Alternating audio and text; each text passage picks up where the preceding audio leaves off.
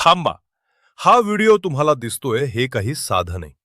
आज स्वामी तुम्हाला एक गोष्ट ऐकवायला लावत आहेत, जी तुम्ही खूप दिवसांपासून ऐकायची वाट पाहत होता.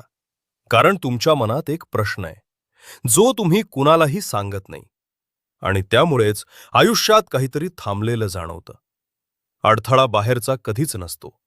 तो तुमच्या आतल्या त्या भीतीत लपलेला असतो, जी तुम्ही स्वतःलाही मान्य करत नाही.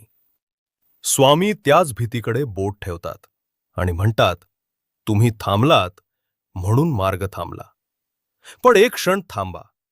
जर तुम्ही थांबलाच नाहीत तर तेव्हाच चमत्कार सुरू होतो.